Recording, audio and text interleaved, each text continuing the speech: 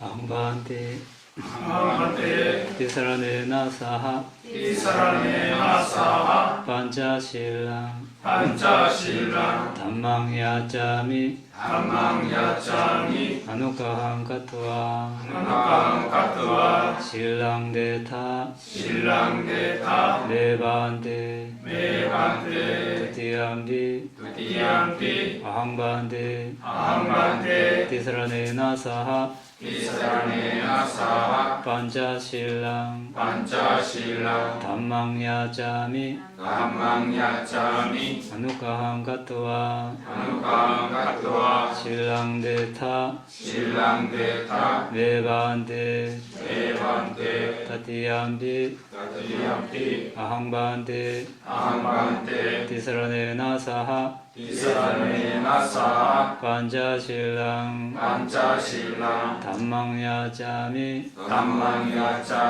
Anukahang Katva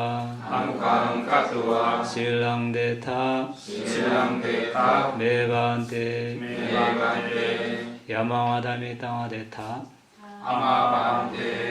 Namo tassa bhagavato arahato samma sambuddhassa Namo tassa bhagavato arahato samma sambuddhassa. Namo tassa bhagavato arahato samma sambuddhassa. Namo tassa bhagavato arahato samma sambuddhassa. Buddham saranam gacchami, dhammam saranam gacchami, sangham saranam gacchami. Buddham saranam gacchami, dhammam saranam gacchami, sangham saranam gacchami. Tutiyampi Buddham saranam gacchami, tutiyampi dhammam saranam gacchami, tutiyampi sangham saranam gacchami. Tutiyampi Buddham saranam gacchami, tutiyampi dhammam saranam gacchami, tutiyampi sangham saranam gacchami.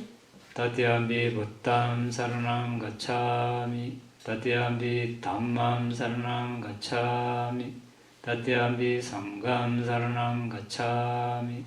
Tatiyampi Buddham saranam gacchami, tatiyampi dhammam saranam gacchami, tatiyampi sangham saranam gacchami.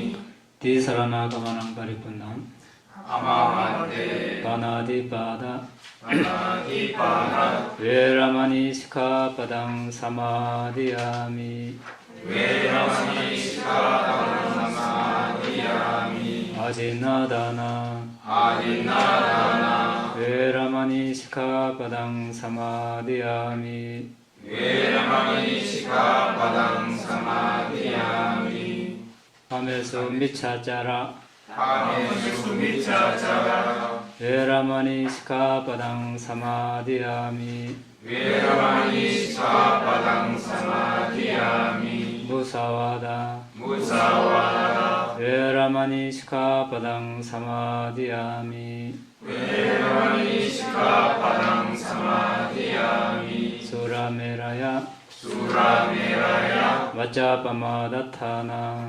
Vaccappamadatthana Veramani Sikkhapadang Samadhiyami Veramani Sikkhapadang Samadhiyami. Tisarane saha Panchasilang Dhammang sadukang katva Appamadena sampadeta. Amamante 지금 우리는 바람이에 대해서 공부를 하고 있습니다. 바람이는 빨리어입니다. 한글로는 바라밀로 음력이 돼서 우리는 바라밀로 먼저 이제 알고 있습니다. 문자적인 뜻은 완성, 달성 이런 뜻입니다. 빠라미를 이야기할 때 우리는 이제 위대한 존재, 그러니까 부처님이 나기 전에 위대한 존재는 보디사tta죠. 보살, 보디사tta가 닦아야 할 덕목, 이것을 우리가 이제 빠라미라고 이렇게도 표현을 합니다. 낱말풀이 차원에서는 뭐 정화한다, 번뇌를 정화해서 이쪽 길속에서 저쪽 길속으로 가게 해준다. 이렇게 차안, 피안 이렇게 이야기할 때 이제 그때 또 정화한다 이런 뜻에서 빠라미라고도 합니다. 이것은 우리가 빠라미 공부할 때 첫 시간에 했던 내용입니다. 그런데 그때 이제 시작할 때부터 있는 불자들이 거의 없고 또 새로 오신 분들도 많기 때문에 간략하게 빠라미에 대해서 우리가 한번 알아봤습니다. 빠라미는 다시 말하면 큰 연민, 그러니까 부처님이 될 존재는 큰 연민을 가져야 되죠. 모든 존재들이 괴로움에 이렇게 빠져 있는 것을 보고 연민을 일으킵니다. 그냥 연민이 아니고 그냥 지나가다가 일어나는 그런 연민이 아니라 목숨을 이제 바쳐서라도 그 존재들을 구해주겠다는 그런 연민입니다. 그리고 방편선교지 이렇게 여기에 토대를 둔 가래, 자만, 사견에 의해 오염되지 않는 보시, 지계, 출리 등 10가지 빠라미 등과 같은 고귀한 자질을 빠라미라고 이렇게도 이야기를 합니다. 방편선교지는 이제 빠라미 또는 선 또는 공덕을 실천하는데 아주 뛰어난 그런 지혜를 말합니다. 달리 말하면 빠라미를 닦는데 아주 능숙한 지혜 이렇게 표현할 수 있겠죠. 이런 큰 연민과 방편선교지가 바탕이 되어야 빠라미를 이렇게 잘 닦을 수 있습니다.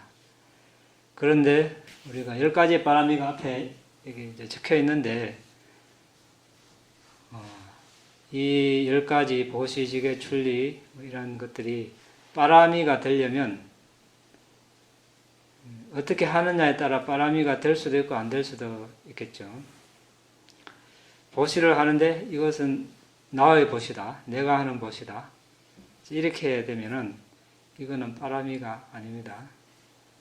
그런 가래자만 사견에서 벗어나서 보시를 하고 계율을 지키고 이렇게 했을 때 이것이 빠라미가 됩니다. 다시 말해서 니빠나를 실현하는데 이바지 하는 차원에서 보시를 하고 계율을 지키고 출리를 하고 이런 빠라미를 닦으면 이러한 이제 공덕행을 하면 이런 공덕행이 빠라미가 됩니다.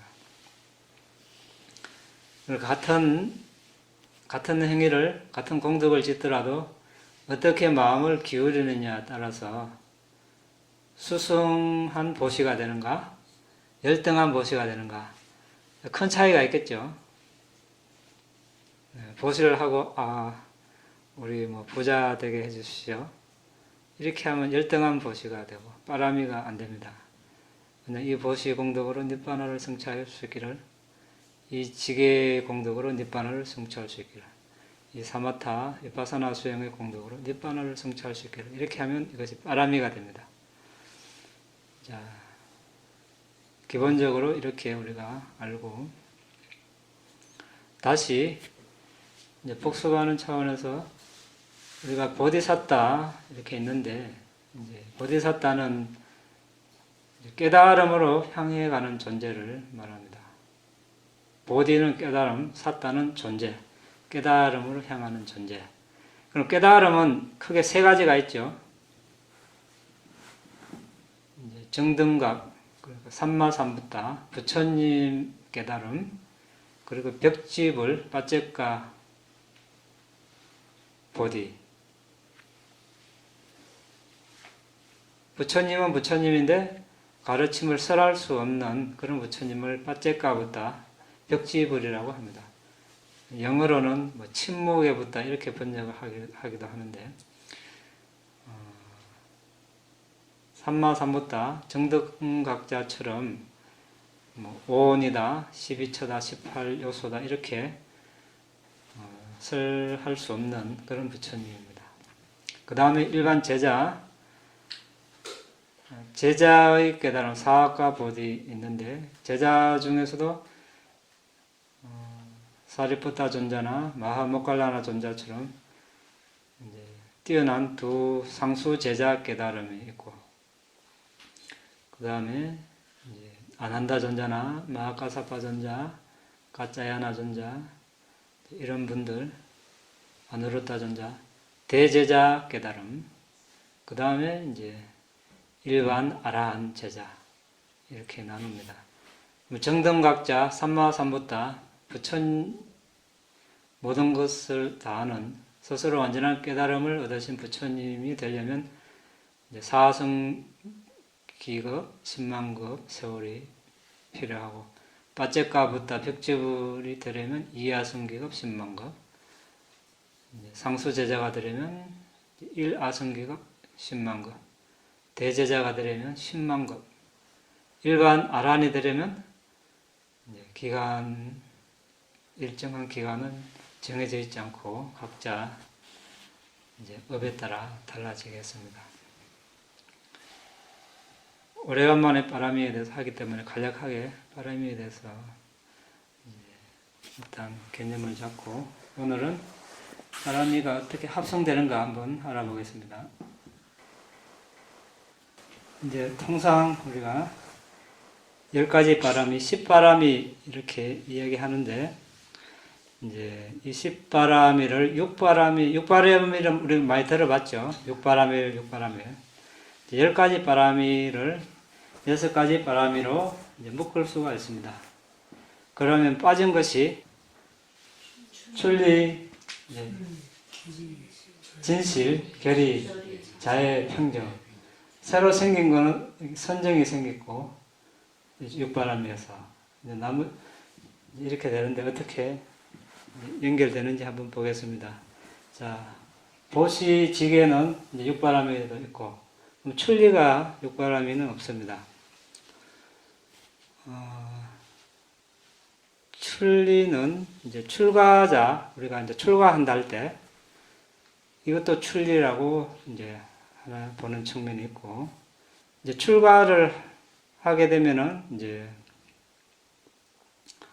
출리는 이런 몸이 이제 집에서 집을 나와서 이거 출리고, 또 정신적인 출리도 있죠. 뭡니까?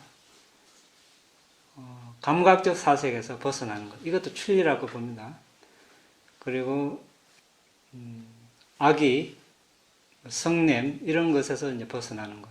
그리고 남을 이제 괴롭히려는 그런 사색에서 벗어나는 것.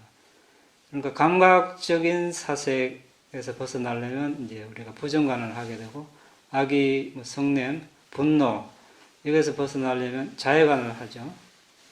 그리고 남을 괴롭히려는 이런 사색에서 벗어나려면 연민, 자비희사 중에서 비심, 연민을 일으킵니다.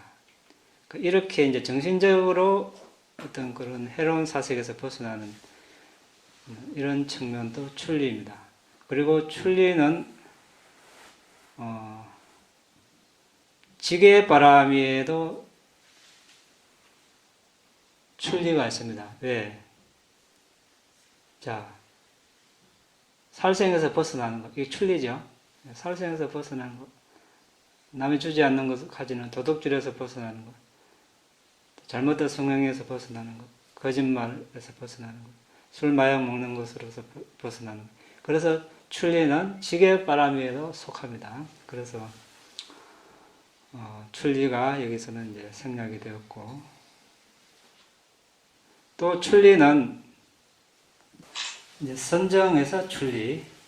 자, 자, 초선정에 들어가려면 이 5가지 장애에서 벗어나야 되기 때문에, 그래서 또 출리를 선정에서 이제 출리는 선정에도 이렇게 포함되는 겁니다. 그런데 일반적으로 이야기하면 출리는 또 6가지 보시지계, 인내, 정진, 선정, 지혜 모두 속합니다. 왜 그렇습니까? 자, 보시를 하려면 자, 탐욕, 애착에서 벗어나야 되죠. 내가 보시하려는 그 보시물에서 애착에서 벗어나야 보시를 할 수 있습니다. 이게 아까우면 보시를 못 하겠죠. 계율도 마찬가지고, 이제 이 살생하려는 그 마음에서 벗어나야 우리가 계율을 지킬 수 있습니다. 인내, 조급증이라든지 이거 참지 못하는 거기서 벗어나야 되겠죠. 정진, 깨어름에서 벗어나야 되고, 선정, 아까 이야기했고, 지혜는 또 어리석음에서 벗어나야 우리가 지혜를 닦을 수 있습니다. 그래서 출리는 이제 모든 6바람위에 다 속할 수 있습니다. 그리고 이제 하나 빠진 것이 지혜, 정진, 인내다 있고, 진실. 진실은 또 3가지 측면에서 말의 진실, 사실을 말하는 것. 그리고 삼감의 진실, 사실이 아닌 말을 하지 않는 그런 삼가는 진실.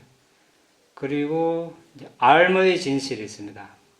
여기서는 이제 지혜적인 측면이 되겠죠. 비파사나 지혜적인 측면. 지혜는 어떤 것이 지혜입니까? 예, 사성질을 하는 것이 지혜.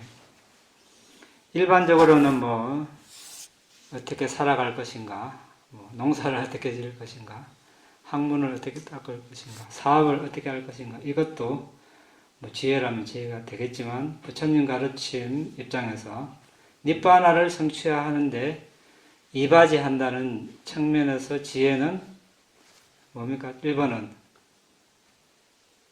업과 업의 결과에 대한 지혜, 그 인과의 법칙에 대한 지혜가 되겠죠. 그 다음에 선정. 예, 사마타 선정 지혜. 그 다음에 비파사나 지혜, 예, 통찰 지혜. 그 다음에 도지혜, 과지혜. 이 5가지가 부처님 가르침 입장에서 지혜인데, 도과지혜는 사실 앞에 3가지를 열심히 공부하고 수행을 하면 오는 결과적인 지혜이기 때문에, 우리가 현실적으로 지금 해야 할 일은 업과 업의 결과에 대한 지혜를 닦고, 사마타 지혜를 닦고, 비파사나 지혜를 닦는 거, 이 3가지를 하면 되겠죠. 그래서 이것도 하나 이제 진실, 알의 진실에 들어가게 되었습니다. 좀 더 자세한 것은 우리가 각 바람이 하나하나 다 알아볼 때, 그때 자세하게 하도록 하겠습니다.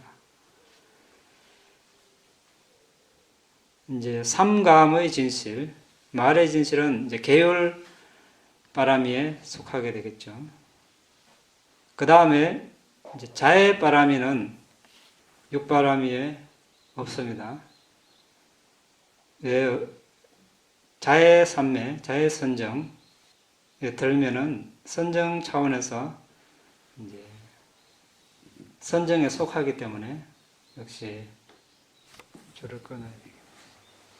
우리가 이제 자의 바람이는 2가지 측면에서 이제 닦을 수 있습니다. 하나는 자의 삼매, 자의 선정에 들어가는 측면. 선정에 들어가지 못하면 자해가 할 수 없는가? 그것은 아니죠. 일반적으로 우리가 저녁 예불 시간에 자해경도 독송을 하고, 또 수행하기 전에 자신에게 자해관도 하고, 존경하는 분이나 모든 존재들에게 자해를 보내는 그런 실천을 매일 하고 있습니다. 그런 일반적인 측면, 그리고 선정을 닦는 그런 측면, 두 가지 측면에서 자해를 보면 되겠습니다. 바람이 측면에서는 자해 바람이는 육바람이에서 선정 바람에 속한다는 것. 그 다음에 빠진 것이 결의 바람입니다.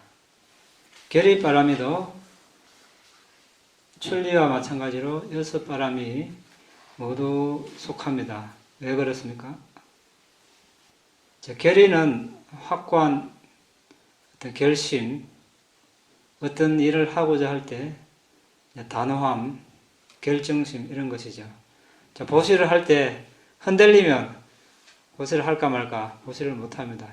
어떤 강한 결심이 필요하죠. 그래서 보시 바람에도 결의가 필요합니다. 계율을 지키는 것 마찬가지죠.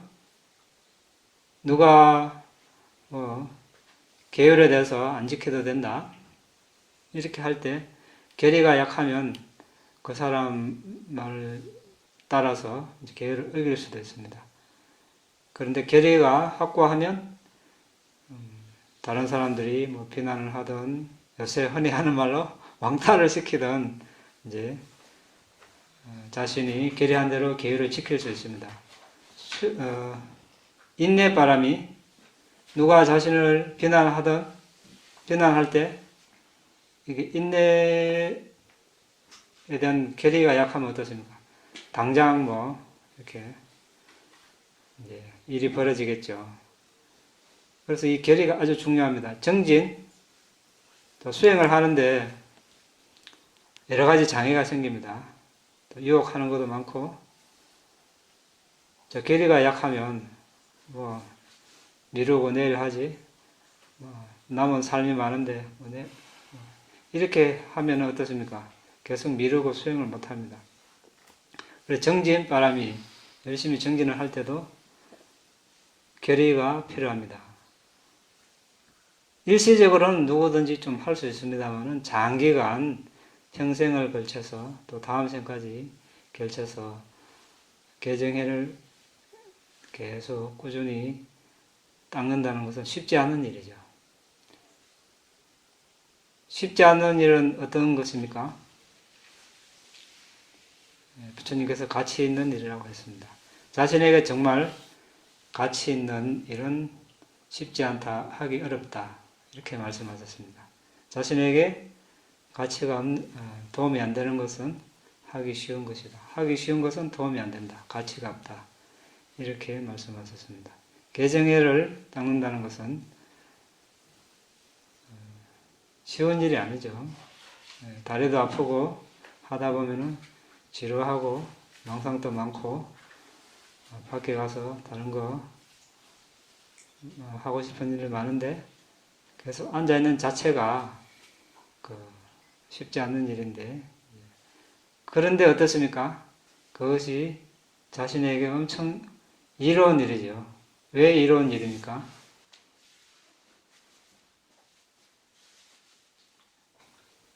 자신을 길들일 수 있기 때문에, 훈련을 할 수 있기 때문에 그렇습니다. 우리 마음은 우리 마음대로 안 됩니다. 수행 대상만 알고 있어라 이렇게 해도 망상이 우리 의지와 관계없이 일어나기 때문에 훈련이 안 되면 아주 위험하죠. 아주 해롭습니다. 훈련이 안 된 마음은 아주 해롭습니다. 길들여지지 않은 마음은 아주 해롭습니다. 그런데 수행을 하게 되면 그 마음을 길들일 수 있기 때문에 이로운 것입니다. 그래서 부처님께서 하기 어려운 것은 가치가 있고 이롭다고 하셨습니다. 자, 결의, 선정에도 결의가 필요하죠. 자, 초선정에 들어가서 초선정에 누군가가 들어갔다면 이선정을 닦아야 되겠죠. 그러면 초선정에 들어갔다가 나와서 초선정 기울인 마음, 유지하는 마음, 희열, 행복, 일념 5선정의 요소를 반조하고 이 초선정은 오장애와 가까이 있기 때문에 오장애를 적으로 하고 있기 때문에 언제든지 오장애로 떨어지기 쉽다. 이선정은 기울인 마음, 유지하는 마음이 없기 때문에 초선정보다 더 고요하다. 그래서 이제 이선정에 들어가겠다 이렇게 결심을 하죠. 이때 이제 결의가 필요합니다. 이선정에서 삼선정 넘어갈 때 마찬가지입니다. 삼선정에서 사선정 넘어갈 때도 이런 결의를 합니다. 그리고 초선정에 1시간 머물러 있겠다 이렇게 결의를 하죠. 2시간 머물러 있겠다. 3시간 있다가 나오겠다 이렇게 결의가 필요합니다. 그래서 선정 바람에도 결의가 필요하고 지혜를 닦겠다는 그런 결의가 필요합니다.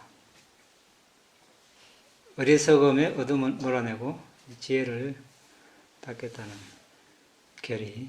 그래서 결의도 6바람에 모두 속합니다. 그 다음에 평정바람이, 평정은 중립과 지혜라는 마음붓으로 구성되어 있습니다.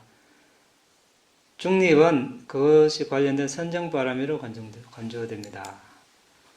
자, 초선정, 선정 요소 뭡니까? 예, 다 빨리로 말씀하시네. 기울인 마음, 유지하는 마음, 희열, 행복, 일념. 이 선정에는 앞에 2개가 빠지죠. 예, 3선정에는 이제 뭡니까? 행복이 남고, 4선정에는 행복이 평정으로 대체되죠. 그래서 이제 평정바람이는 이제 선정바람에도 속하게 됩니다. 평정의 지혜와 같은 지혜는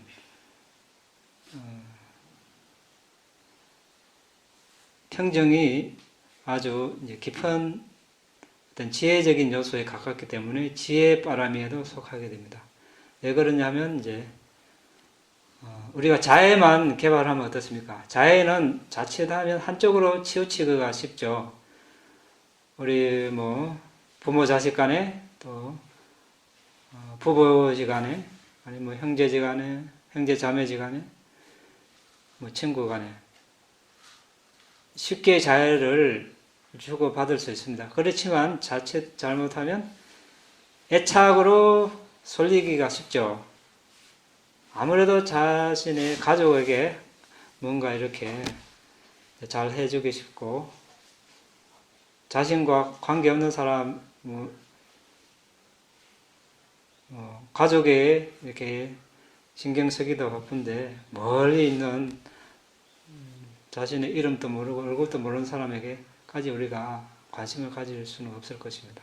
어쨌든 가까이 있는 가족과 이제 어떤 가족과의 어떤 그런 유대관계가 있기 때문에 그쪽으로 이제 자해를 보내기 쉬운데 애착으로 쏠리기 쉽다는 겁니다. 어떻게 애착인가 알 수 있습니까?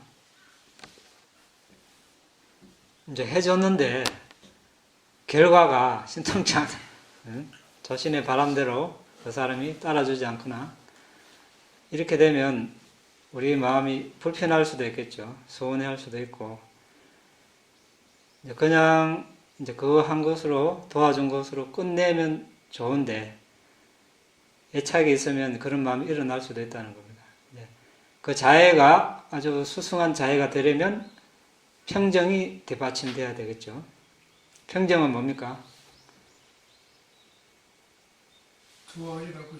조언과 실험의 중간적인 태도를 취하는 거죠. 행복과 불행의 중간적인 그런 입장. 그래서 평정이 아주 깊은 지혜가 필요합니다. 평정을 유지하려면. 그렇다고 해서 무관심하고는 또 다른 그런 것이 되겠습니다. 무관심은 그냥 방치하는 것이고, 어쨌든 평정은 기본적으로는 그 존재에 대한 자애가 밑바탕이 된 상태에서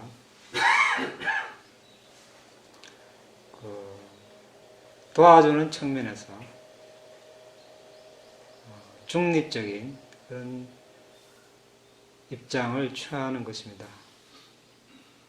평정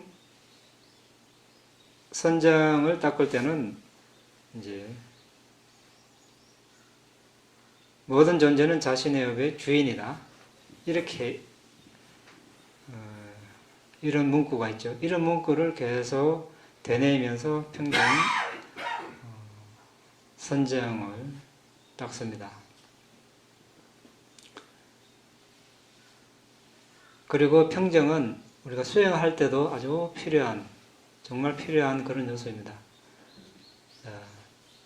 수행을 하는데 너무 신심이 지나치면 어떻습니까? 들뜸이 일어납니다. 마음이 고요하지 않다는 겁니다. 그러면 대상을 알기가 아주 힘들어집니다.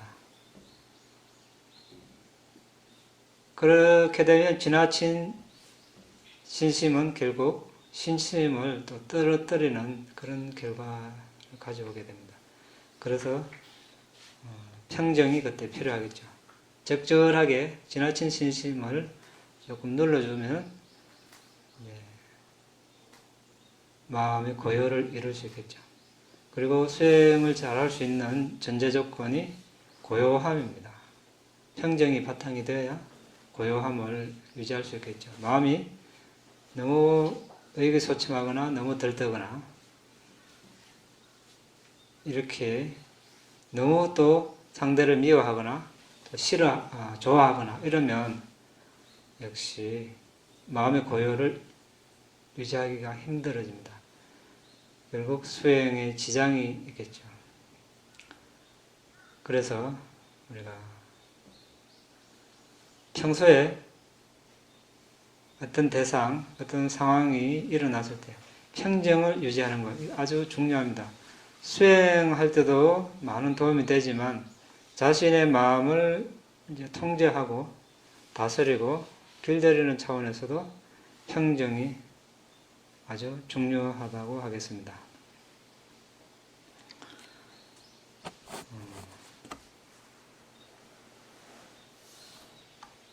바람이가 어떻게 합성되는가 더 많은 내용이 있는데 오늘은 바람에 대해서 여기서 그만하고 이제 들숨날숨 알아차림 수행을 하는데 우리가 조금 주의해야 할 것, 많은 수행자들이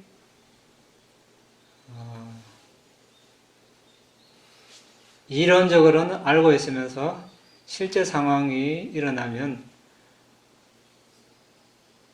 잘 극복을 하지 못하는 경우 한번 예를 들어 보겠습니다. 자, 수행이 잘 안 될 때, 예를 들어서 안 된다고 판단될 때 마찬가지고 또 수행이 잘 되고 있을 때도 마찬가지입니다. 안 된다고 판단될 때 이제 열심히 합니다. 집중 수행 와서 아니면 시간이 나서 하루 종일 아니면 며칠 시간이 난다고 했을 때 이제 아침부터 계속 좌선을 하면서 수행을 합니다. 자, 이 체력이라는 것은 한계가 있죠. 끊임없이 솟아나는 것은 아닙니다. 젊을 때는 젊은 힘으로 어느 정도 이렇게 할 수 있겠지만 나이가 들어감에 따라 예전 같지 않습니다. 그런데 서서히 체력이 떨어지는 그런 느낌이 오면 너무 계속 그렇게 지속적으로 하면 결국은 체력이 떨어져서 알아차림하는데 많은 지장이 있을 수 있습니다. 실제로 그런 일이 벌어집니다. 그런데 이것이 이제 정진이 더 부족해서 그런 줄 알고 더 열심히 또 이래 하면은 이제 시간은 그렇게 채워질지 모르지만 실제 그 효율적인 차원에서는 알아차림의 밀도랄까 그것이 약해질 수 있습니다. 좌선하는 것이 쉬운 일이 아니죠. 우리가 밖에 나가서 활동하면서 여러 가지 일을 하는 것은 동작을 바꿔가면서 이렇게 하기 때문에 일은 힘들지 몰라도 그럭저럭 할 수 있습니다. 그런데 한 자세를 계속 여러 시간 유지한다는 것은 쉬운 일이 아닙니다. 거기 엄청난 기운이 소모가 됩니다. 사람에 따라서 잘 되는 시간이 있고 잘 안 되는 시간이 있습니다. 하루 종일 6번 자선을 한다고 했을 때 다 잘 되면 좋겠지만 그렇지 않는 경우가 대부분입니다.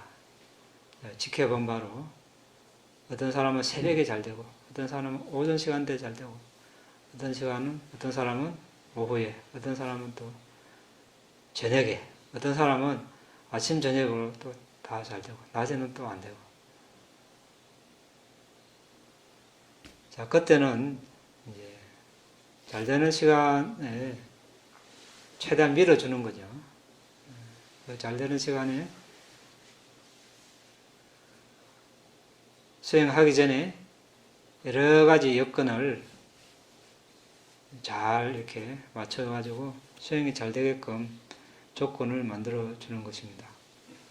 그래서 그 시간대에 집중도를 높이고 수행력을 높여 놓으면 나중에 그 힘이 커지면 저절로 다른 시간대에도 그 영향이 미치겠죠. 이런 식으로 가는 것이 좋습니다. 모든 시간대를 똑같이 막 힘을 다 빼버리면 그렇게 하지 말라는 것이 아니라 힘이 붙일 때 요령을 피우고 게으르게 하라는 뜻이 아니라 여러분들이 이제 그 체력 안배를 잘 하라는 뜻입니다. 그렇게 했을 때 잘 되는 시간대에 그렇게 해놓으면 그 업력이 강하겠죠. 자, 어떤 사람이 이런 사람이 있습니다. 일주일 동안 나는 뭔가 밤잠 안 자고 하는 게 뭐죠? 철야정진. 철야정진을 일주일 하겠다. 자, 이제 수행에 대한 열의는 좋은데, 자, 하루 넘기면 어떻습니까? 하루 종일 뭐 비몽사몽간에 일주일 앉아 있으면 거기 효율이 있습니까? 없습니까? 없습니다. 1시간을 하더라도 선명하게 똑바르게 깨어서 대상을 선명하게 알면 어떻습니까? 그때 인식 과정이 있겠죠. 인식 과정에 자완화가 아주 선명한 이렇게 강한 자완화가 일어나서 강한 업력을 남기겠죠. 강한 업력이 남으면 다음에 할 때 그 강한 업력이 이제 뒷받침을 하고 도와주겠죠. 그런데 일주일 내내 비몽사몽간에 이렇게 하면 대상이 뭔지 그의 수행에 대한 그런 업력은 별로 남지 않습니다. 효율적이지 못하죠. 시간만 가게 됩니다. 그런 이제 예를 비추어 봐서 아주 잘할 수 있는 시간에 최대한 잘 해놓으면 그 힘이 나중에 다른 시간대도 이제 넘쳐간다는 것. 그러니까 이제 수행을 하다가 안 되면 더 이렇게 용을 써서 시간을 더 내서 어떤 사람은 점심 끝나자마자 바로 앉아서 하고 안 되죠. 이게 뭐 거의 졸게 돼 있죠. 점심 먹고 바로 왔는데 될 리가 있습니까? 졸립죠. 그렇게 하는 것보다 몸 상태를 최상으로 만들어서 너무 힘들면 가끔씩 이제 좀 쉬기도 하고 쉴 때 이제 다른 자세를 걸어 다니면서 한다든지 정 피곤하면 누워서라도 계속 이제 알아차림을 하고 이렇게 하는 것이 좋습니다. 수행이 잘 될 때는 또 잘 되는 맛에 또 밀어붙이죠. 근데 체력에 한계가 있기 때문에 이번 시간에 잘 되었으니까 이번 시간에 또 잘 되면 좋은데 체력에 딸리면 앞 시간만큼 또 안 되거든요. 그러면 사람이 또 실망을 한다고요. 그 원인은 자기는 잘 몰라요. 그런데 이제 제3자 입장에서 이제 그 말을 들어보면 분명히 이제 너무 지나친 정진을 하고 있는 겁니다. 그래서 좀 쉬라고 이렇게 이야기하면 그 다음에 와서 좀 쉬니까 훨씬 집중이 잘 되고 빛도 밝아지고 이렇게 이야기하거든요. 그래서 실제 그 상황이 오면 자신도 모르게 그렇게 하게 되어 있습니다. 그런데 우리가 5기능, 신심정진, 알아차림, 삼매, 지혜 이런 것을 항상 염두에 두고 뭐가 지나치고 뭐가 부족한가 수시로 점검을 해서 적용을 해야 되겠죠. 그렇게 했을 때 발전이 있습니다. 그렇지 않으면 스스로 신심을 자꾸 떨어뜨리게 되겠죠. 이거 해도 발전도 없고 자꾸 다른 생각을 하게 됩니다.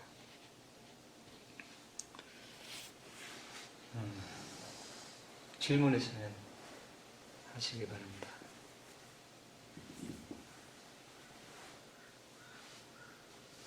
여름에 미야마도 덥습니까? 덥습니다. 겨울에는 어떻습니까? 겨울에 10도 밑으로 지역에 따라 다르죠. 몰라민 같은 경우는 뭐 13도, 많이 떨어져 봐야 10도 뭐 이런데 빙우리는 한 3도까지 떨어진다는 말도 있고 영하로는 잘 안 떨어지고. 겨울 장판, 전기 장판 이상이 되더라고요. 여름은 한 40도까지 올라가고 지금은 이제 비 오겠네요. 3월, 4월, 5월이 제일 덥고.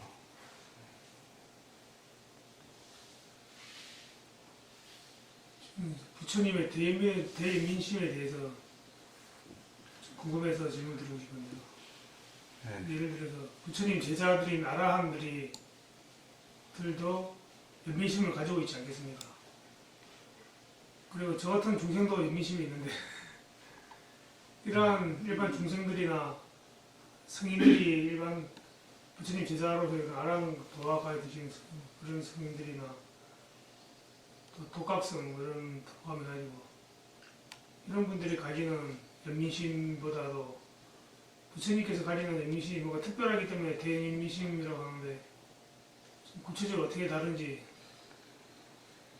이제 보디사tta 이제 연민을 보면 보디사tta 연민이 이제 부처님으로 연민으로 연결되니까 보디사tta 연민부터 한번 보면 기본적으로 이제 모든 존재를 자식처럼 이제 대하고 그 자식이든 모든 다른 존재든 다 현재 윤회의 괴로움에서 시달리고 있으니까 그런 괴로움에서 구제해 주겠다는 그런 연민을 세우는데 일단 말은 이런데 누구든지 또 그런 그 정도의 연민은 낼 수 있겠죠. 그런데 일반 사람들은 어떻습니까? 그런 연민을 낼 수 있지만 하루 이틀 지나고 한 달, 1, 2년, 10년, 20년 지나면 그게 희미해지는 거죠. 끝까지 가는 경우가 이제 드물죠. 그런데 보디사tta는 목숨을 바쳐서 이제 그 부처님이 될 때까지 그 연민을 유지하고 그 연민을 닦아서 존재들을 구하겠다는 연민을 계속 유지를 하는 거죠. 그 연민이 부처님이 되어서도 계속 연결이 되는 거죠. 그 모든 존재라고 하는 게 사람, 축생, 뭐 아수라, 뭐 지옥의 존재, 천심의 존재 다 포함해서 하는 거죠.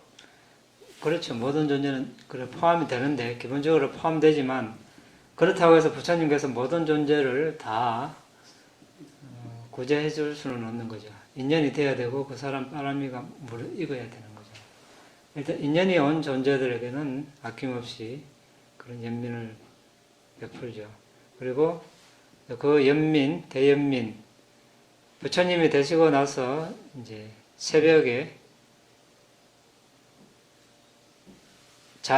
연민 깊은 선정에 들어서 이제 부처님의 지혜를 세상에 펼치면 지혜의 건물에 걸려든 그런 존재들에게 이제 법을 펼치러 가시는 거죠. 멀면은 신통으로 날아가시고 가까우면 이제 걸어가시고 그렇게 할 수 있는 것은 이제 부처님만 할 수 있는 거죠. 보디사타 같은 경우는 육식을 합니까? 육식? 고기 먹죠. 그것까지는 제가 모르겠네요.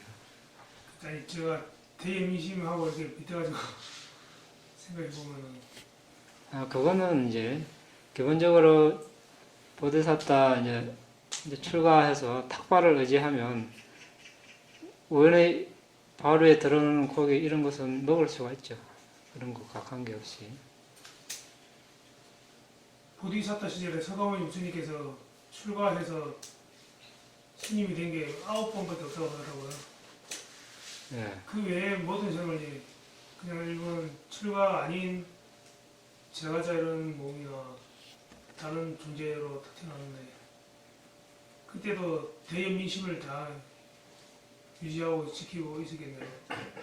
보디사타로서는 당연히 연민을 닦았겠죠. 네. 스님이 우주 공간 속에 사람의 몸을 가진 이런 육체를 가진 형태의 생명체가 또 다른 곳이 존재를 하고 있을까요? 우주예요. 예. 있을 수 있겠죠. 근데 저는 이제 지금 이런 궁금증이 들더라고요. 지금 지구가 점점 이렇게 온난화가 이제 심해지면서 이게 환경이 급속도로 파괴되고 지구의 이제 생명체가 앞으로 30년 내지 50년 내에 50% 이상 이렇게 살 수 없는 환경이 된다라고 하거든요. 그러면 이제 우리가 이제 반드시 윤회를 한다고 이제 봤을 때 사람으로 태어날 수 있는 확률이 점점 줄어든다는 얘기가 되는 거 아니겠습니까?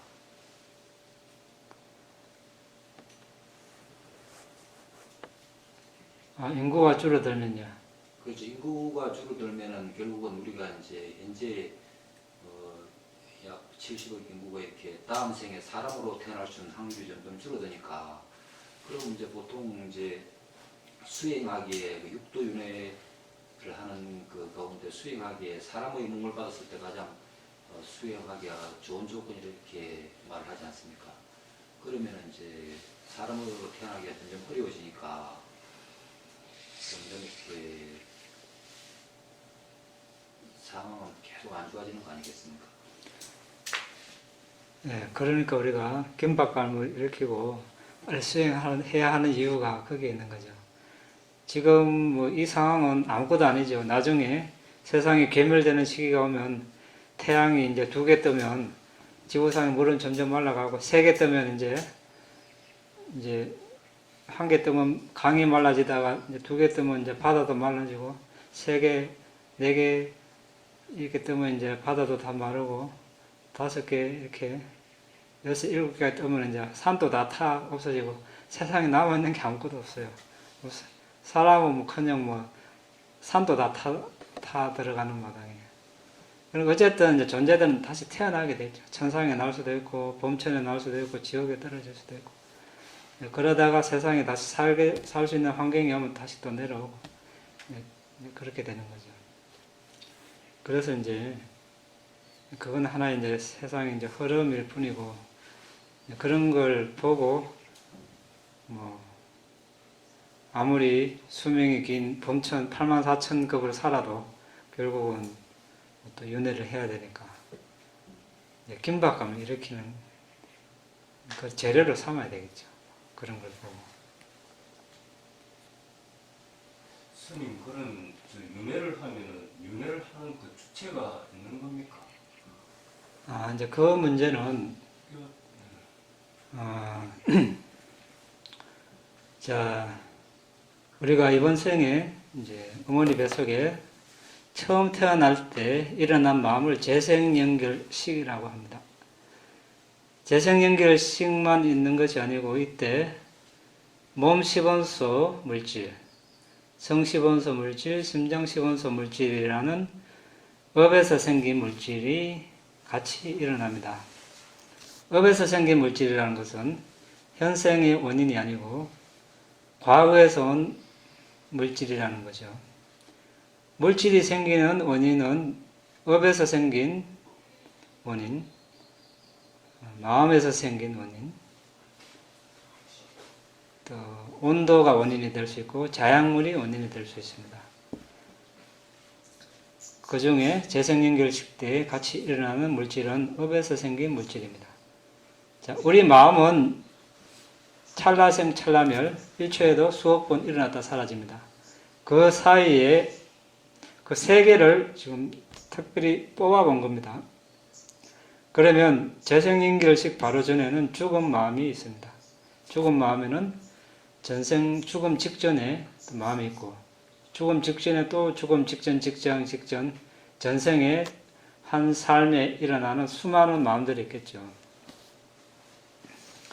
그런데 전생 죽음 직전에 일어난 마음이 취한 대상이 다음 생, 이번 생을 우리의 이번 생을 결정한 것입니다. 그때 마음에 어떤 대상을 취했느냐에 따라서 그러면 그때 취한 대상을 실제로 한 것은 뭐 몇 달 전이나 몇 년 전이 될 수 있습니다. 그러면 그때 그 존재와 현재의 나의 존재는 뭐 같은 존재가 윤회한 것이 아닌가 이렇게 의문을 가질 수도 있겠죠. 맞습니까? 그런 의문이 듭니까? 같은 존재가 아닌가? 같은 영혼, 같은 마음. 자, 이 문제를 해결하려면 부처님 가르침에서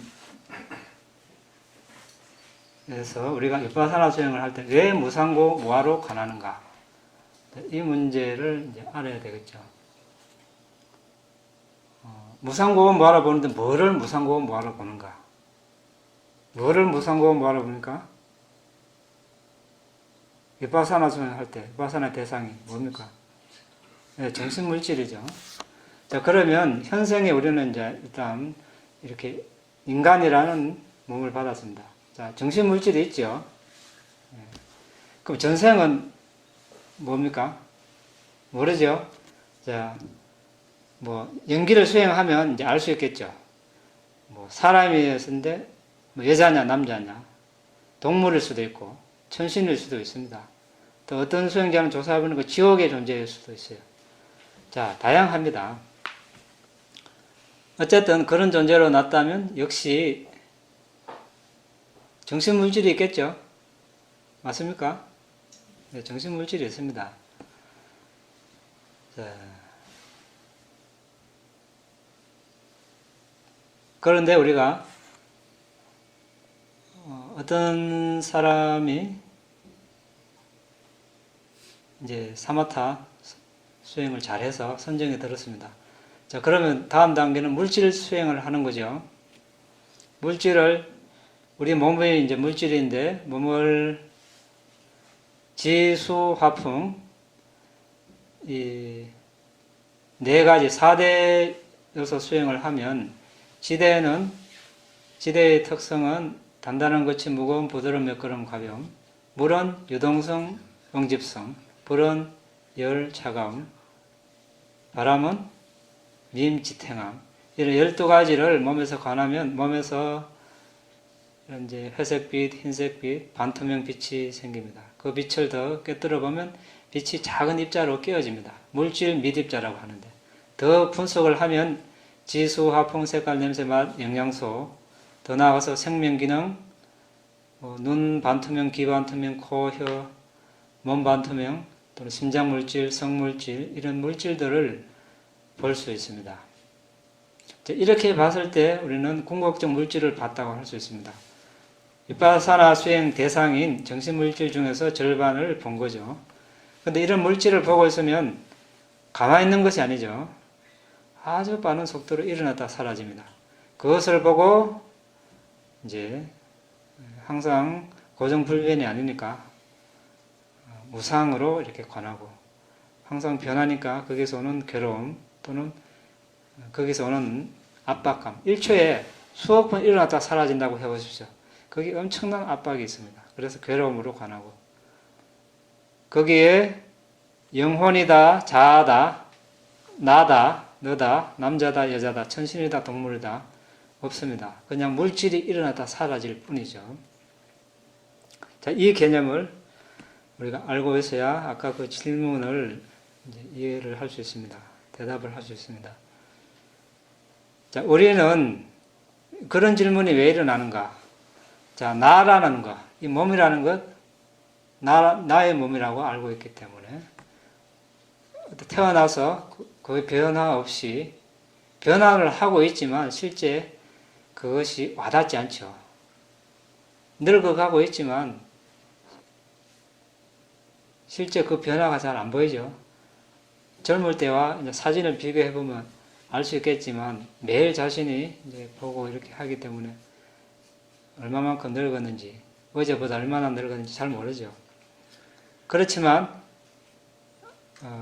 삼매의 힘을 가지고 이제 집중력을 가지고 아까처럼 4대 분석을 해서 몸을 보면 이 몸 덩어리를 안 보이고 그런 입자로 보이고 입자가 아주 빠르게 일어났다 사라지기 때문에 거기서 이제 무상이 절감되는 거죠.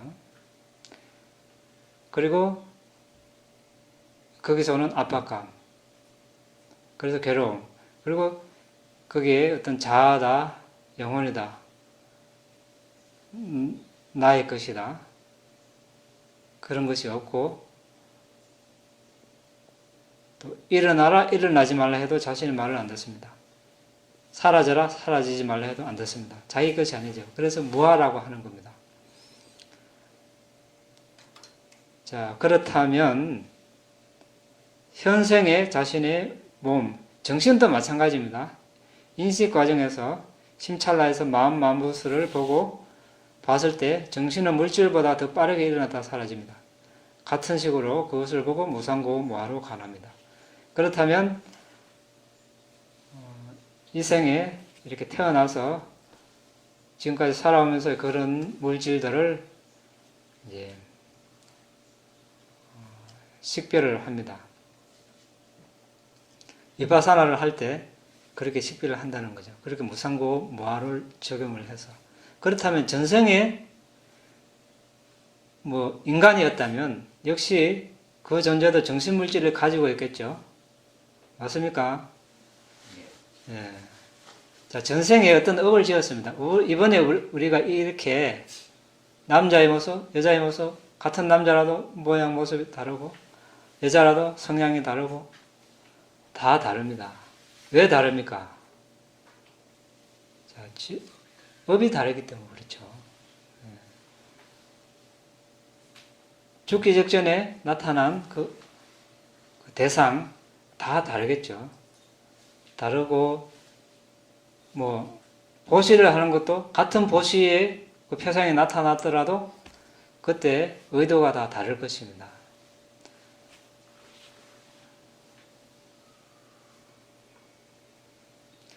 그런데 우리가 이제 현생의 정신물질을 이렇게 쭉 조사를 해서 1시간 전, 2시간 전, 1년, 10년, 20년, 30년, 50년, 60년, 어머니 뱃속까지 추적을 해서 임신되는 첫 순간에 재생연결식과 아까 말한 업에서 생긴 세 가지 물질을 조사했을 때 이것이 어디서 났을까? 갑자기 생겨나지는 않았죠. 원인이 있을 것이란 말입니다. 이번 생의 첫 마음이고 첫 물질인데 원인은 이번 생에 없죠.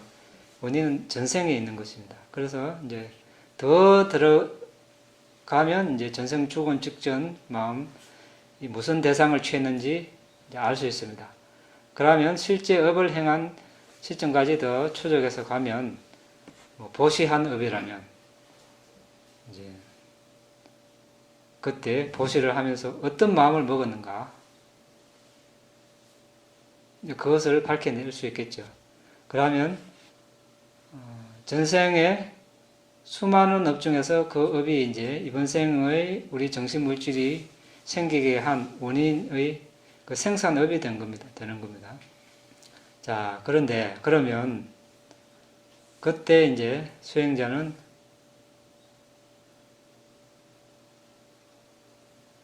연관 연관성을 찾습니다. 전생의 그 존재와 현생의 이 존재 사이에 연관성을 찾습니다. 그때 방황가에서 일어나는 정신의 흐름, 현생의 자신의 방황가에서 일어나는 정신의 흐름과 유사성을 찾습니다. 유사성을 찾아서 이것이 연결고리가 있으면 그 존재가 이것은 이제 죽음 직전에 일어난 그 대상 가지고 그렇게 찾습니다. 그 연관성이 있으면 이제 그 존재가 전생의 자신의 존재라고 보는 겁니다. 그런데 이제 여기까지만 말하면 그럼 그 존재가 이 존재가 아닌가 이렇게 생각할 수 있는데 이때 이제 무상고 무아라는 그런 이 개념이 이제 적용이 되어야 됩니다. 자, 우리가 왜 궁극적 정신물질을 봐야 하는가? 자, 그것을 깨기 위해서 하는 거죠. 아까 말씀드렸다시피 우리는 태어나는 순간부터 있었던 그런 마음, 이런 몸이 하나의 고정불변이라고 생각하기 쉽습니다. 그런데 궁극적 물질을 조사하면 그렇게 빠르게 일어났다 사라진다고 했습니다. 궁극적 정신도 방황가에서 인식과정, 심찰라에서 마음 만부수가 일어나고 사라지는 것을 보고 있으면 일초에도 수십억 번, 수억 번 일어났다 사라지죠. 자, 거기에 자아가 없다고 그랬습니다. 영혼이 없다고 그랬습니다. 나가 없다고 그랬습니다. 자, 이것을 전생의 그 존재에 또 4대 식별을 해서 그렇게 보는 겁니다. 그 존재를 4대 식별하면 똑같이 입자로 보이고 그렇게 무상고 무아로 볼 수 있겠죠. 그리고 그 존재의 방가를 조사하면 역시 거기에 인식과정, 심찰라에서 마음 만부수를 보고 무상고 무아로 볼 수 있습니다. 자, 끊임없이 변한다는 거죠. 자, 그런데 원인 제공하는 건 맞습니다. 연관관계는 있습니다. 그 존재가 그런 의도를 내고 그런 업을 지었기 때문에 이번에 나라는 거, 우리라는 이런 정신물질이 생겨났습니다. 원인 제공은 한 것은 맞습니다. 그런데 그 존재와 이 존재가 똑같은가? 이것은 아니라는 거죠. 이미 찰나마다 수억 번 일어났다 사라지면서 정신물질이 변합니다. 그렇죠? 마치 지금 우리가 뒤에 거울이 있는데 거울을 보면 거울에 비친 모습과 자신 똑같습니까? 똑같아야 똑같지 않아요. 같습니까? 다릅니까? 대답해 보세요. 그렇게까지는 같지 않겠죠. 보는 순간하고 같다고 생각만 하기 실제 다른 거. 다르죠. 예. 자, 거울 대고 총 쏘면 죽습니까? 안 죽죠. 그 말씀 다 이해를 하겠는데 예. 한 가지 이해가 안 되는 게 그러면 죽음 직전의 마음에서 재선임기시로 넘어간다 아닙니까? 그게 다르다 그랬는데 그걸 아는 마음은 또 뭔 것일까? 그게 참 궁금합니다. 솔직히 아니, 전생도 알고 그 후생도 알고 그렇다 아닙니까? 그러면 그 아는 마음부터 뭔가 그렇다 아닙니까? 들어보세요. 예. 조금만 더. 또 다른 한 예를 들면 이제 메아리 산에 가서 메아리 해봤죠? 네. 갔습니까? 이 목소리하고 메아리하고 다르죠. 예, 이미 변질이 된 겁니다. 이거 하나의 비유를 든 겁니다.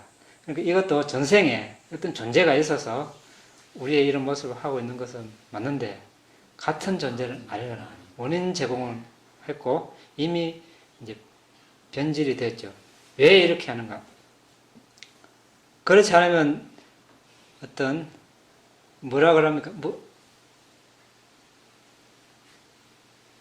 하여튼 영원 불멸의 어떤 아트만 사상, 자아, 어떤 이런 그런 개념을 가지고 있으면 하나의 고정불변인 존재가 영혼이 이생에서 이생으로 이렇게 똑같이 윤회한다 이렇게 생각하는데 그렇게 되면 수행할 의의도 없어집니다. 왜냐하면 똑같은 존재가 똑같은 어떤 수준의 존재가 계속 윤회하기 때문에 그럼 변화도 없으면 수행할 이유도 없죠. 우리가 수행을 함으로써 전생의 업과 현생의 업이 달라지죠. 그렇죠? 어떤 사람이 태어나서 이제 수행을 안 하다가 어느 시점에 계기가 돼서 수행을 합니다. 자, 계를 안 지킨 사람이 계를 지킵니다. 사마타를 안 닦던 사람이 사마타를 닦아서 자신의 마음을 훈련을 하고 길을 들입니다. 예전에는 누가 이렇게 하면 뭐 화도 잘 내고 계도 어기고 하던 사람이 이제 계도 잘 지키고 화도 안 냅니다. 법이 바뀌었죠. 자, 이렇게 해서 그러니까 이 존재와 이 존재는 벌써 이 생에서부터 이미 변형이 된 겁니다. 다음 생 또 말할 것도 없이.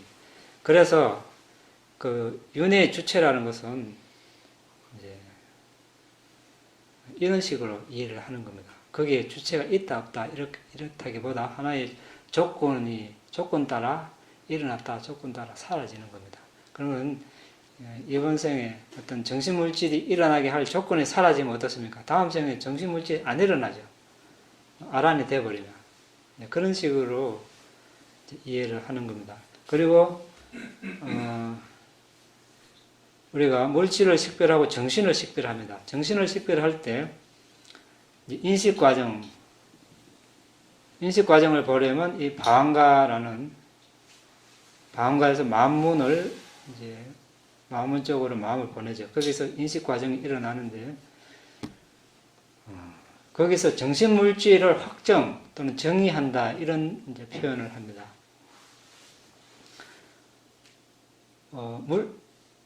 물질은 그때 이 정신이 심장 물질을 의존해서 일어나기 때문에 심장 물질이 그때 물질로 색수상행식에서 수상행식은 이제 정신이고 색은 물질입니다. 이때 이제 물질은 특별히 심장 물질을 이야기합니다. 이 심장 물질을 의존해서 인식 과정이 일어나죠.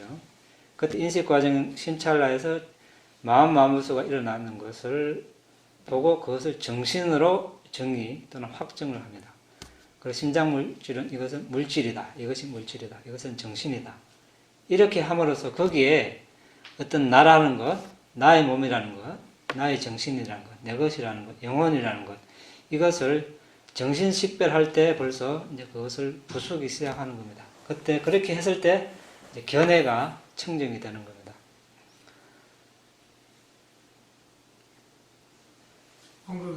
방금 설명하신 네. 무가 윤회하는 주체는 어떤 그런 것처럼 멀리 윤회까지 볼 줄 모르는 저 전생에 대한 얘기까지 안 하더라도 지금 이 순간 1초 전에 1초 후에 저하고 지금 말하고 있는 제가 비교를 하면은 그거 다 다르다는 말 아닙니까?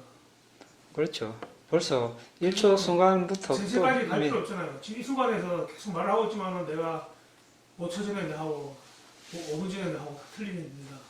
뭐 그래 알 수 있으면 안 해도 되는데 아까 윤회라고 이야기했기 때문에 윤회 주체를 이야기했기 때문에 그 말은 다 이해가 하는데 수행을 따가봐야 정확하게 알겠지만 근데 이 정신물질도 변하고 이제 이 육체하고 다 변한다니까 죽음 직전의 마음이 이제 재생 연기시에 연결돼가 뭐 다시 내 생에 태어날 때 그래 태어난다는 하는데 그러면은 그 아는 마음이 나는 참 궁금하고 이 전생도 알고 그 전생도 알고 이래가 안다. 이 아는 마음이 도대체 뭔가 아는 마음은 그럼 마음은 그 육체도 아니고 뭐 정신물질도 아닌 것 같은데 이 아는 마음은 뭘까 싶어서 그게 참 궁금합니다. 마음은 예. 우리가 대상이 있을 때 예. 마음이 일어나는 겁니다. 예. 그러니까 이제 수행을 해서 이제 사마타의 대상을 아는 것도 마음이고 비파사나 수행을 할 때는 이제 방과 마음문에서 일어나는 정신 현상들을 인식 과정들을 보면 우리 그 인식 과정 심찰라가 있죠. 심찰라에 보면 1번이 마음 아닙니까? 그 나머지 마음부서도 일어나는데 근데 그 마음이죠. 그 마음이 일어났다 사라지는 거죠. 그 마음이 이제 앞에 일어난 그것을 보고 이제 아는 거죠. 그러니까 그것도 하나 일어났다 사라지는 그걸 뿐이 조건 따라 일어났다가 사라지는 것 뿐이지 어떤 고정불변의 마음이 계속 연속하면서 똑같은 마음이 다른 대상도 알고 이것이 아니라는 거죠. 조건 따라 마음이 일어났다 그 대상 알고 사라지는 겁니다. 또 새로운 마음이 또 일어나서 사라지고. 마음은 또 하나밖에 모른다는데 그 마음을 하나 알고 또 보는 마음이 본다는 건 이 보는 마음이 진짜 이 마음이 뭔고 아니 그러니까 그 마음을 그렇게 지금 이야기하는 것은 네. 이제 아비담마 네. 인식 과정의 심찰나 이런 것을 공부하게 되면 네. 지금 이제 우리가 그것을 몰랐을 때는 그냥 고정불변의 마음 이렇게 하니까 그 마음만 생각하면 그렇게 생각할 수 있는데 그 마음 자체도 생멸, 순간마다 이렇게 생멸하는 겁니다. 이 마음이 이 대상을 알다가 사라지고 또 다음 마음이 일어났다가 또 알고 사라지고 또 다음 마음이 일어났다가 사라지는 이것뿐이지 이것이 연결돼가 똑같은 마음이 일어난다 이렇게 생각하기 때문에 그런 질문을 하는 거지 실제로는 대상이 일어났을 때마다 새로운 마음이 일어나서 사라지고 또 일어났다가 사라지고 또 일어났다가 사라지는 이것을 이해하면은 이제 그런 질문을 안 하겠죠. 스님 그럼 그 마음이 아까 예. 초당 수억번 이야기를 예. 하시는데 그거에 책을 보니까 우리 1찰나가 70번에 1초더라고요. 예. 그러면 1찰나에 마음은 16번 움직인다 그러더라고요. 일어났다 일어났는데 그걸 뽑으면 1초에 1200번이 되는데 아니 그게 아니고 이제 예. 물질이 한번 일어날 때 마음은 16번 일어난다. 이 말이고 그 말은요. 아닙니다. 아비담마 강무슨 강의 보면 그래 적혀 있어요. 그러니까 그것이 정신은 마음은 물질보다 16배 또는 17배 빠르다 이 말이거든요. 그런데 그것이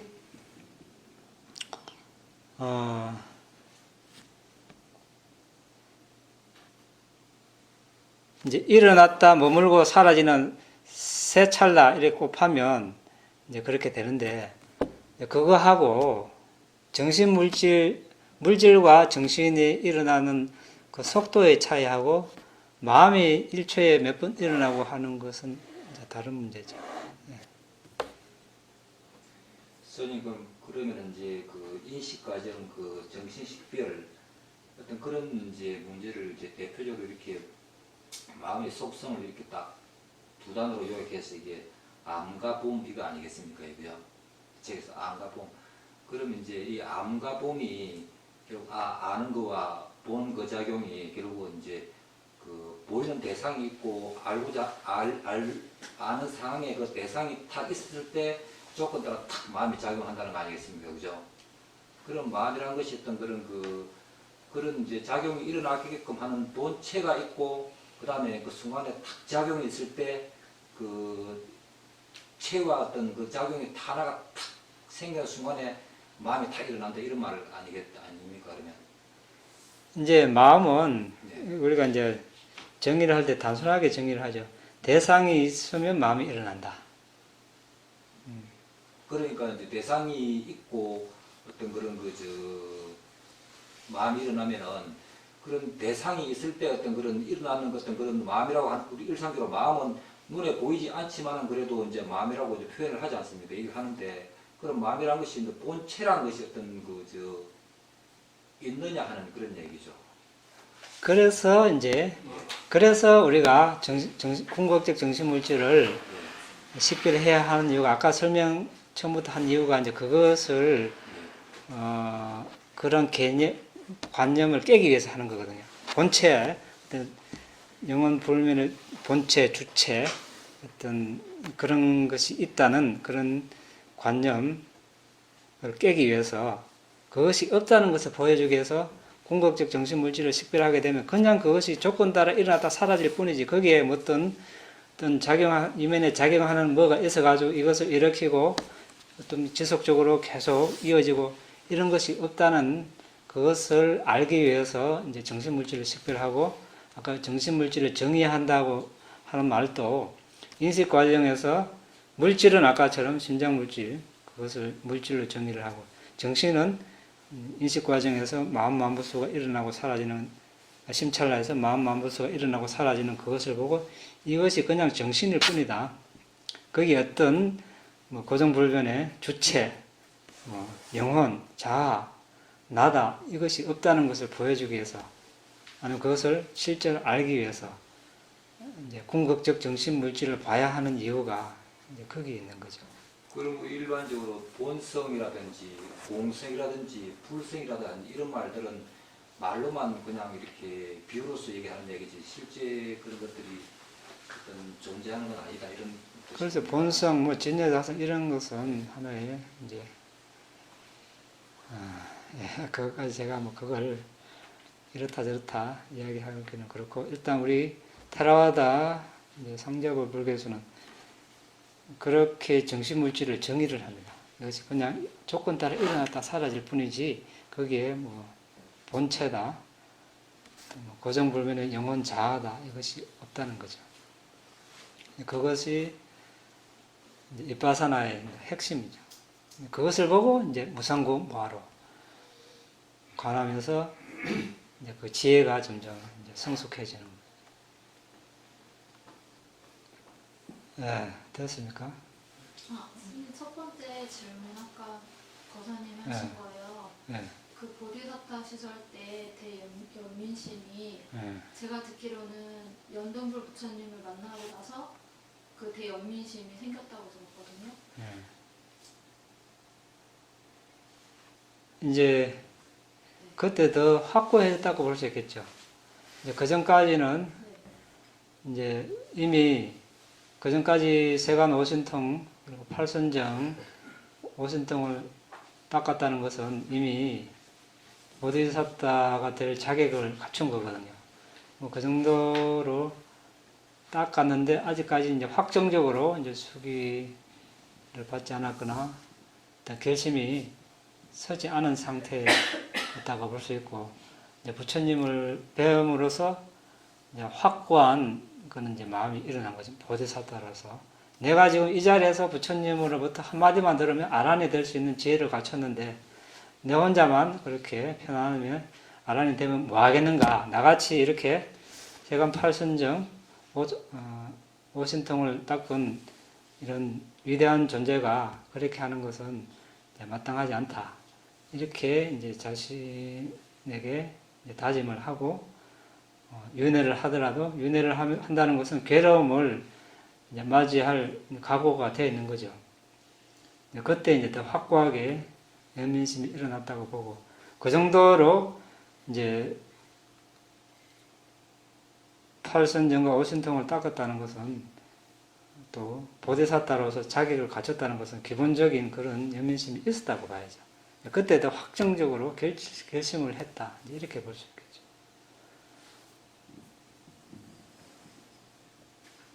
네. 하나만 네. 그저 부처님 그 열반하실 때 말입니다. 네. 그 초선정부터 제가 그때 뭐 비상구 상처가 다 올라갔다가 다시 사선정에서 열반하셨다고 했는데 맞습니까? 네. 근데 거기 꼭 그 사선정에서 열반하신 이유가 있는지 아니면 지금 아란이 있는지 모르겠지만 아란도 그렇게 다 하시는 건지 이제 꼭 사선정이어야 될 필요가 있었는지. 사선정이 이제 대선정이 신통을 할 때도 사선정에서 이제 들어갔다 나오고 사선정이 이제 기본이거든요. 1선정, 2선정, 3선정보다 사선정이 가장 깊고 왜냐면 1선정은 이따가 있자라 일으킨 생각, 기울인 생각, 유지하는 생각 이런 것이 있으니까 2선정보다 1선정이 더 거칠죠. 선정은 선정이지만 올라갈수록 이제 또 기쁨, 희열도 역시 거칠고 행복도 좋긴 하지만 역시 조함이라는 그런 거친 요소가 있습니다. 사선정이 됐을 때 행복, 불응도 없고 조함, 실험도 없는 평정을 유지할 수 있기 때문에 그 상태에서 이제 우리가 그게 있죠. 전향이라는 거. 전향. 부처님 그 상신변 아시죠? 상체는 불, 하체는 물, 뭐 왼쪽은 불, 오른쪽은 물. 이제 그거 신통을 발휘하시면 일반 사람 입장에서는 동시에 물과 불이 나오는 것처럼 보이거든요. 근데 사실은 순차적으로 부처님께서 이 불가시나에 들어서 불을 내뿜고 즉시 전향해서 물가시나에 들어서 물을 또 내뿜고 하도 빠르니까 동시에 나오는 것처럼 보여요. 그렇게 하려면 어떻게 되겠어요? 선정이 아주 깊어야 되는 거예요. 그것이 이제 사선정이고 이제 그래서 신통을 놔두려면 다 사선정에 기본적으로 들어갔다가 나오게 그게 하나 이제 색계 사선이죠. 네. 근데 그 위에 또 선정들이 있다 이거 공무원 그것은 이제 무색계 선정이죠. 무색계 선정. 예. 예.